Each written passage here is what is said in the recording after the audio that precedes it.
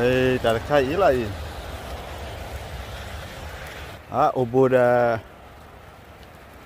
Hawiwa nó ta nè cái Hawiwa là bạc thôi mà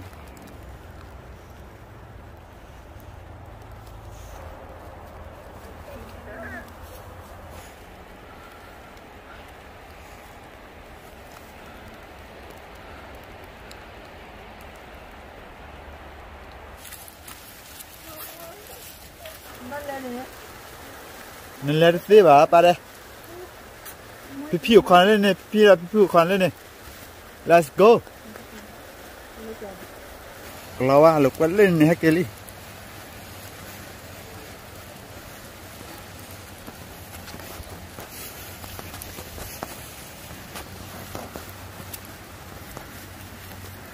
hello how are you good thank you cô quay thổi chừng nữa vậy đó khó mà cái nào em mới hẳn mà chờ chơi này bà chỏ đó mà lên đèn nhà quà là lắm không mới chờ chơi nào em thử hết đấy tàu chủ phê rồi đó mức khối bị chủ là đổ ra rồi ở nhà thổi lên này oh le papa va đây le papa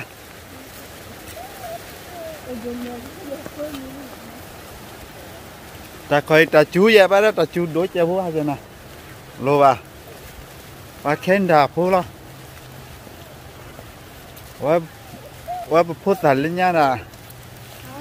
ba ta chú ná này đi na nè ba đây khen đà phố hai ta chú lâu rồi không khỏe chú lo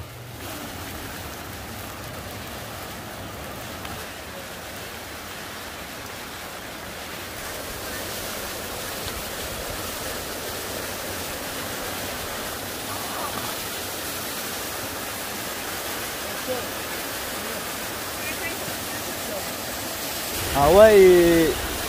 thì là chút rồi phát thôi gì nhá nó này bên đó là gọi đi được quay hay tầm nhiêu vậy có thôi là ta được phù vào đó ta chu mà đó nên ta ở ta cái suy lo chết phone này vậy cái xe à khi mình chỉ đó là gọi nên mình là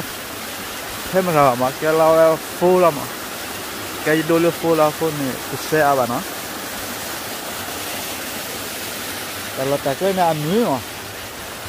ni tu ni han ambil.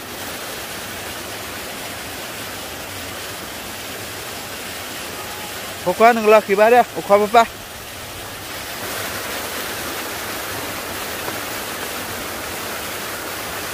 Sila cu.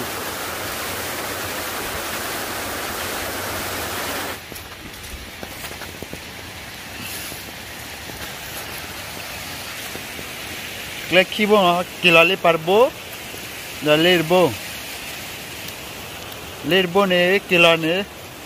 jitche lebo ne burche da pale lo arche